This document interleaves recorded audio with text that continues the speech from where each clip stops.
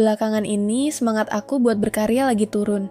Bukan karena aku berhenti suka, bukan juga karena aku kehilangan ide, tapi karena tanpa sadar aku mulai terjebak sama hasil.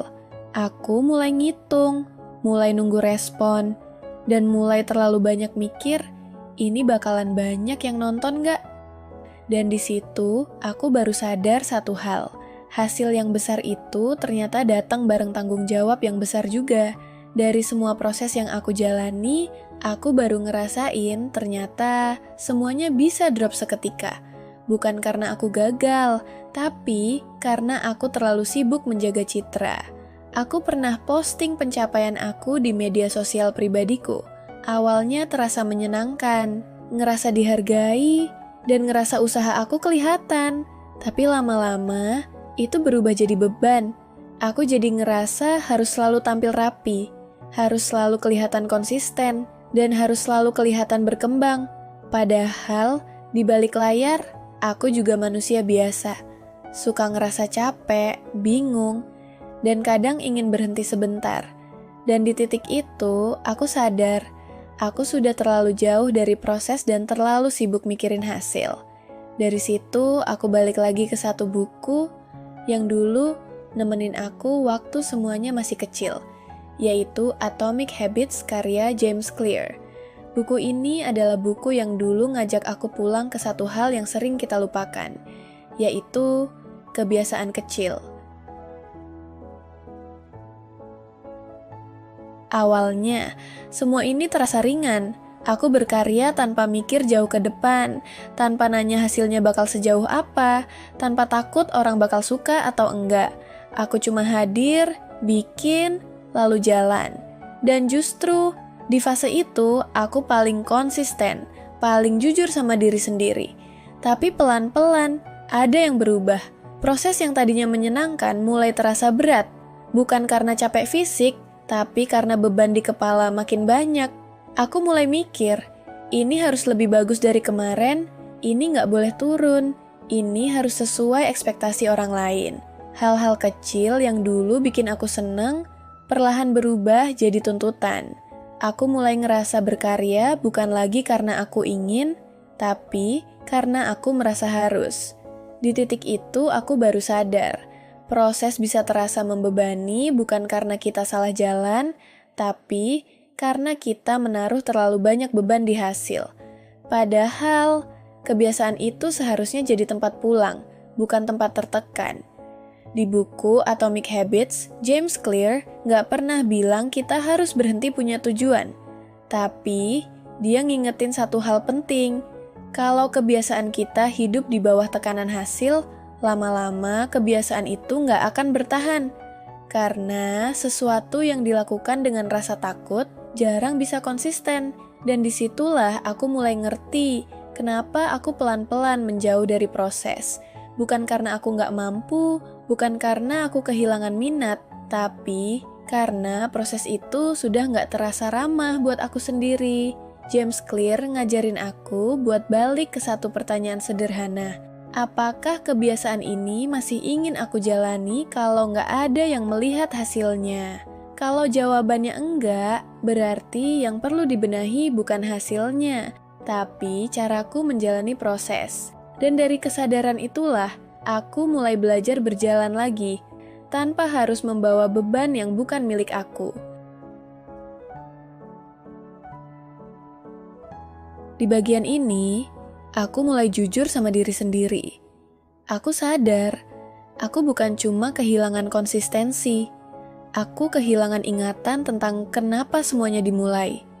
Aku lupa kalau channel ini awalnya aku buat bukan buat siapa-siapa. Bukan buat kelihatan hebat. Bukan buat buktiin apapun. Channel ini awalnya aku buat untuk aku sendiri. Tempat nyimpen pelajaran hidup. Tempat naruh pengingat. Tempat ngumpulin insight dari buku-buku yang aku baca. Kadang aku butuh denger ulang. Kadang aku cuma pengen diingetin lagi. Bukan karena lupa segalanya, tapi karena hidup sering bikin kita menjauh dari diri sendiri. Tapi pelan-pelan, arah itu bergeser. Aku mulai mikir siapa yang nonton, siapa yang nunggu, siapa yang berekspektasi. Dan tanpa sadar, aku berhenti jadi pendengar pertama dari cerita aku sendiri. James Clear bilang, perubahan yang bertahan lama itu dimulai dari identitas. Dan di titik ini aku sadar, identitas aku bukan kreator yang harus selalu benar. Identitas aku adalah manusia yang sedang belajar memahami hidup. Channel ini bukan panggung, tapi ini catatan perjalanan. Dan dari situlah aku bisa mulai membangun kebiasaan lagi. Bukan dari tuntutan, tapi dari keinginan untuk hadir. Langkah kecil yang akhirnya aku lakukan sebenarnya sangat sederhana. Aku hanya datang ke meja, walau cuma sebentar. Nggak dengan niat harus bikin sesuatu, nggak dengan target apapun. Aku cuma hadir dan duduk. Dari situ, aku iseng nonton ulang konten aku sendiri. Awalnya terasa canggung, kayak ngelihat versi diri yang sudah berlalu.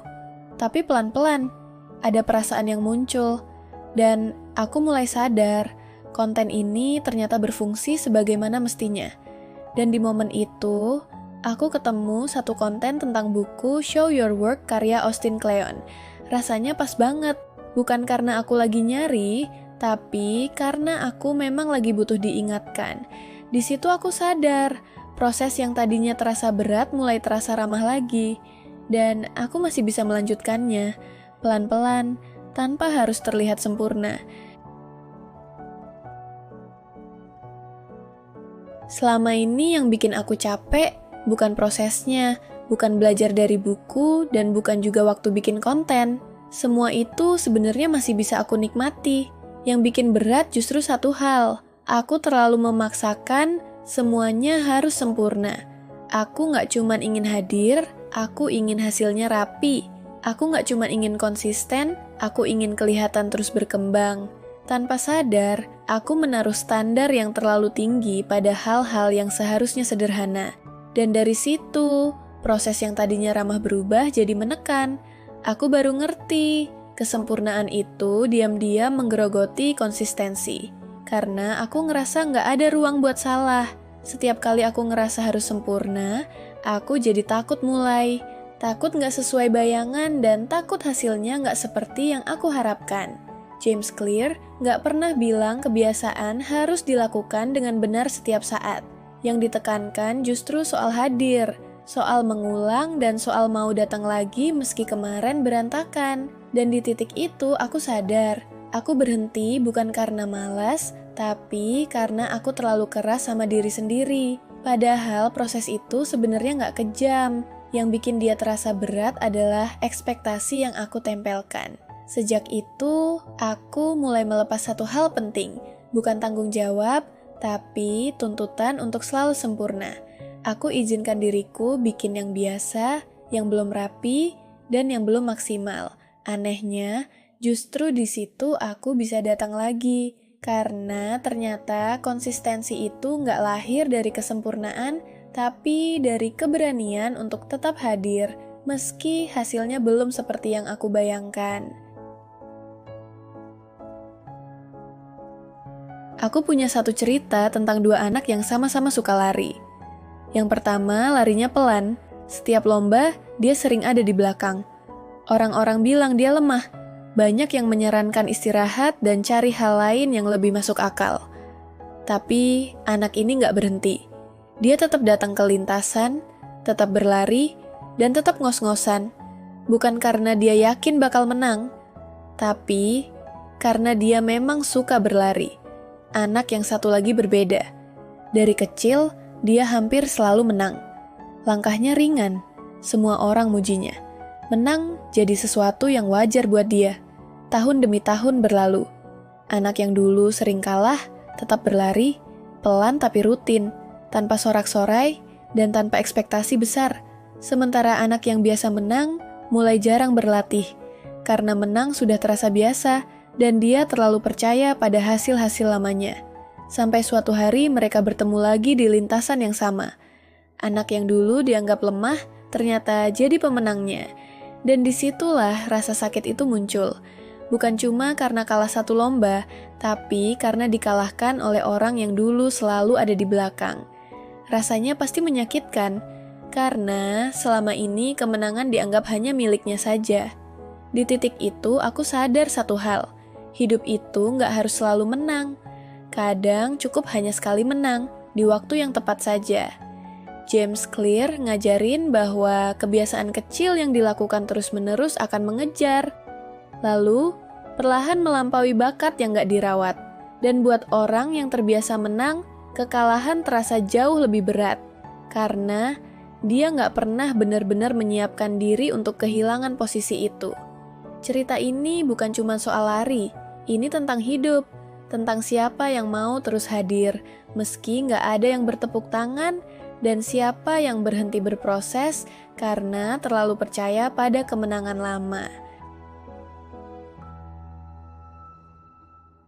Ada fase di hidup di mana semuanya terasa seperti balik ke nol. Bukan karena kita benar-benar kehilangan segalanya, tapi karena hasil yang biasanya terlihat tiba-tiba menghilang. Di fase ini, banyak orang langsung ngerasa gagal, ngerasa semua usaha sebelumnya sia-sia, dan pelan-pelan mulai menjauh. Buku Atomic Habits ngajarin satu hal yang pelan-pelan aku pahami, bahwa balik ke nol itu bukan akhir, tapi itu adalah fondasi. Semua kebiasaan kecil yang pernah kita bangun sebenarnya nggak hilang. Mereka cuma lagi nggak kelihatan, kayak otot yang lagi istirahat atau jalan yang lagi nggak dilewati. Di titik ini, yang dibutuhin bukan dorongan besar atau motivasi keras, tapi keberanian buat hadir lagi. Datang walau pelan, mulai walau sederhana. Karena nol itu bukan kosong, melainkan bersih. Dan dari titik bersih itu, kita punya kesempatan buat membangun ulang, tanpa beban lama, tanpa tuntutan sempurna.